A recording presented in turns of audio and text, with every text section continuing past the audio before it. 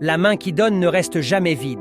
Dans un village entouré de baobabs vivait un vieil homme nommé Soglo. Il n'était ni chef, ni riche commerçant, ni grand chasseur. Pourtant, tout le monde le respectait, parce que sa porte ne restait jamais fermée. Chaque récolte, Soglo remplissait son petit grenier de mil. Mais chose étrange, malgré tout ce qu'il donnait aux veuves, aux voyageurs et aux orphelins, son grenier semblait ne jamais se vider. Un jour, Kofi, un jeune cultivateur très économe, certains disaient avare, décida de percer le secret. « Vieux père, comment fais-tu? Moi je garde tout. Pourtant mon grenier se vide vite. Toi tu donnes tout, et tu as toujours assez. » Soglo sourit. « Viens demain avant le lever du soleil. » Le lendemain, Kofi arriva en cachette. Il observa. Une femme fatiguée vint demander une mesure de mil. Soglo en donna 2. Un enfant affamé arriva. Il lui donna aussi. Un voyageur passa. Il reçut un sac entier. Kofi courut vérifier le grenier. Il restait encore beaucoup de mil. Furieux, il rentra chez lui et décida d'essayer la même chose, mais à moitié. Quand on lui demandait une mesure, il donnait une poignée. Quand on demandait de l'eau, il montrait le puits sans aider. En quelques semaines, ses récoltes furent attaquées par les insectes. Une pluie imprévue détruisit le reste. Son grenier devint vide. Honteux, il retourna voir Soglo. Le vieil homme lui dit calmement « La générosité n'est pas une perte, c'est une semence. Ce que tu gardes pour toi seul se termine. Ce que tu partages revient par des chemins que tu ne vois pas. » Cette année-là, tout le village décida de créer un grenier commun pour aider les plus faibles. Et plus jamais personne ne mourut de faim